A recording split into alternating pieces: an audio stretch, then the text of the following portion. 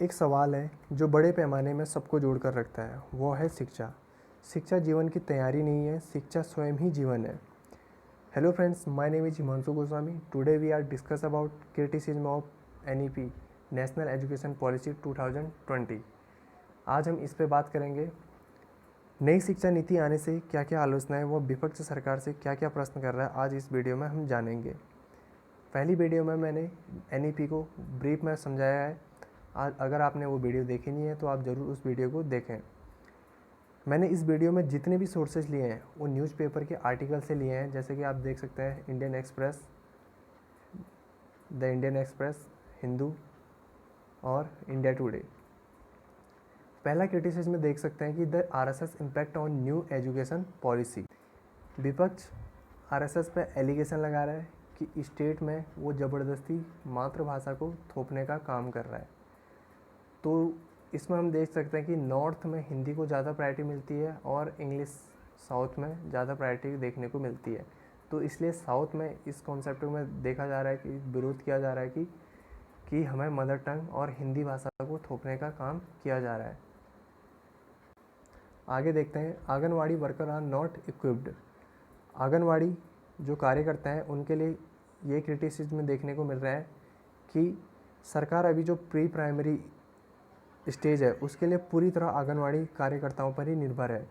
जहां आंगनवाड़ी सेंटर है वहां पर पढ़ाया जाएगा, लेकिन कई राज्य इस पैटर्न को फॉलो करते आए हैं, लेकिन अब सरकार इसको फॉर्मलाइज करेगी।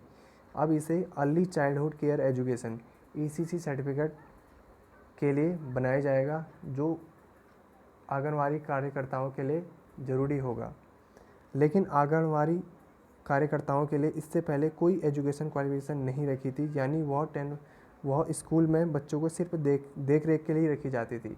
यानी कि अब 10+2 कंपलसरी हो गया है और ईसीसी सर्टिफिकेट वालों को ही आंगनवाड़ी कार्यकर्ता बनाया जाएगा, इसलिए इसका विरोध किया जा रहा है। Criticism of primary education in mother tongue, इसको हम इस तरह से देख सकते हैं कि unequal learning private versus government school. इसको प्राइवेट और गवर्नमेंट स्कूल में इसलिए देखा जा रहा है क्योंकि प्राइवेट स्कूल कई हद तक फिर भी हमें इंग्लिश में प्रायोरिटी देखने को यहाँ मिल ही सकती है, लेकिन गवर्नमेंट स्कूलों में अभी तक हमें इंग्लिश को ज़्यादा बढ़ावा देखने को नहीं मिलता, इसलिए यहाँ अनइक्वलिटी देखने को मिलेगी। और वहीं स्टेट वर्सेस स्टेट का कॉन्सेप्ट भी देखने को मिलेगा, जहाँ आंध्र प्रदेश पहले से ही इंग्लिश को ज़्यादा प्रायोरिटी देता है और उसने अपनी एजुकेशन सिस्टम पूरी तरह कंपलसरी कर दी है इंग्लिश लैंग्वेज में। और वहीं English is dominate language. English को डोमिनेट लैंग्वेज का दर्जा इसलिए बोला गया है क्योंकि इंटरनेट, साइंस और टेक्नोलॉजी यहाँ हमेशा इंग्लिश लैंग्वेज का ही ज़्यादा यूज करने को मिलता है। इसी के साथ एक कॉन्सेप्ट आता है, व्हाट अबाउट चिल्ड्रन और पीपल इज ट्रांसफरेबल जॉब। यानी कोई सेंट्रल का कर्मचारी है, वो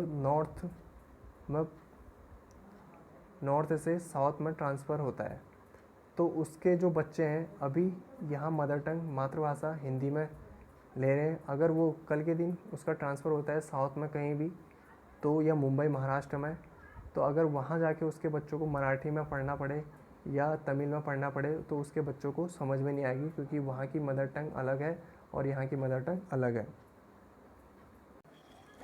इसी के साथ देखने को मिलता है कि कॉलेज एडमिशन एंट्रेंस एग्ज़ाम में एनटीए का आना मतलब नेशनल टेस्टिंग एजेंसी, जिसमें पहले वाले कॉलेज जो ऑटोनोमस होते थे वो अपना एंट्रेंस एग्ज़ाम खुद कंडक्ट करवाते थे और जो रिवेन्यू कलेक्ट होता था वो कॉलेज को जाता था, जिससे कॉलेज को प्रॉफिट होता था।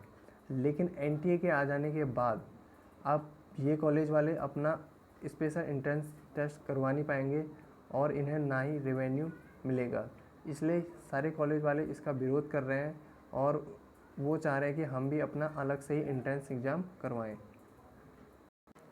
इसी में हमें एक और क्रिटिसिज्म देखने को मिल रहा है, क्रिटिसिज्म नहीं बोलूँगा, ये विपक्ष सरकार को घेर रहा है कि 2010 में जब यूपीए सरकार थी तब यूपीए सरकार एक बिल पास करना चाहती थी जिसमें वो बाहर की यूनिवर्सिटी को अपने भारत देश में लाना चाहती थी, लेकिन उस समय बीजेपी गवर्नमेंट अपोजिशन थी, तो उस समय बीजेपी ने इसका विरोध किया था।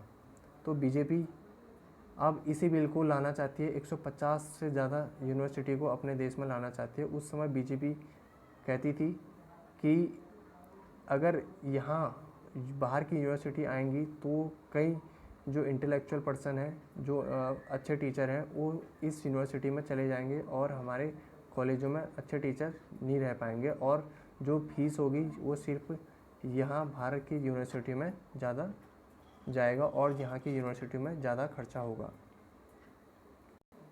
इसी के साथ हमें मनीष सिसोदिया जो शिक्षा मंत्री हैं दिल्ली के, उनका भी तर्क सुनने को आया कि न्यू एजुकेशन पॉलिसी में सिर्फ हाईली रेगुलेटेड पुअर फंडिंग है, और यानी कि कुछ कुछ हद तक सही है, कुछ कुछ हद तक पूरा पुअरली फंडिंग है।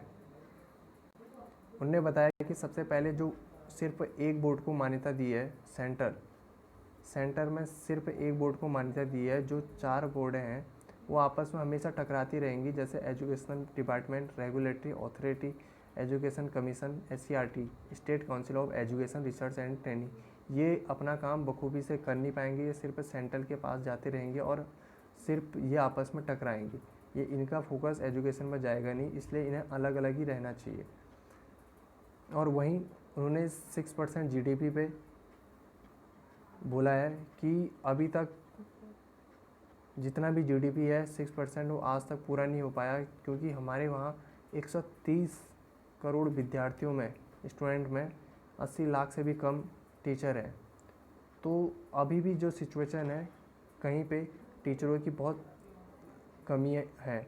तो यहाँ अभी तक सरकार ने जो टीचर हैं उनको प्रमोट नहीं कर पाए। तो यहाँ अभी जो वोकेशनल कोर्सेस हैं जिनको बढ़ावा देना चाहती है सरकार, तो वहाँ इन सब में कैसे प्रमोट करेगी सरकार, तो इस पे उन्होंने सवाल उठाया है।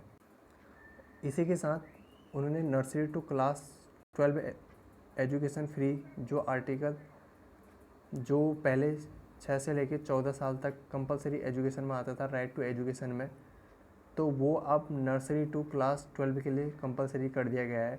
लेकिन इसी के साथ उन्होंने यही बोला कि ये चीज़ें अगर आप कंपलसरी कर रहे हो तो इतना रेवेन्यू कहाँ से लाओगे, 6% GDP में कहाँ से लाओगे, क्योंकि जब तक इसके लिए एक कानून पास नहीं होगा, यानी कि सेंटर प्लस स्टेट जब तक कानून नहीं लाएंगी कि हमें 6% GDP खर्च करनी है एजुकेशन में, तब तक ये सिर्फ कागजी बातों में रह जाएंगी। इसलिए उन्होंने इसके लिए एक कानून बनाने की मांग की है। वहीं हमें देखने को मिलता है कि early childhood care versus pre primary, इसमें मनीष सिसोदिया जी का बयान है कि अर्ली चाइल्डहुड यानी गवर्नमेंट और प्री प्राइमरी यानी प्राइवेट, ये बॉडी दोनों अलग अलग है। एक गवर्नमेंट बॉडी है, एक प्राइवेट बॉडी है। अगर आंगनबाड़ी में ये जाएंगे अर्ली चाइल्डहुड केयर वाले, और प्री प्राइमरी में गवर्नमेंट में प्राइवेट स्कूल में जाएंगे, तो यहाँ भी एक इक्वलेंट एजुकेशन देखने को नहीं मिलेगी, क्योंकि आंगनबाड़ी में हमें कंपलसरी नहीं किया जाएगा कि इंग्लिश में पढ़ाना है या हिंदी में पढ़ाना है या किस लैंग्वेज में या फिर मातृभाषा में। और वहीं प्री प्राइमरी में लैंग्वेज का एक कॉन्सेप्ट रखा जाएगा, जिसमें बोला जाएगा कि इंग्लिश तो कंपलसरी है, क्योंकि प्राइवेट वाले इंग्लिश लैंग्वेज को प्रायोरिटी देंगे ही देंगे। इसलिए यहाँ एक इक्वलेंट एजुकेशन देखना थोड़ा मुश्किल लग रहा है। तो ये थी सब criticism of new education policy. अगर मेरी वीडियो पसंद आए तो लाइक करें, सब्सक्राइब करें एंड शेयर करें। Thank you so much.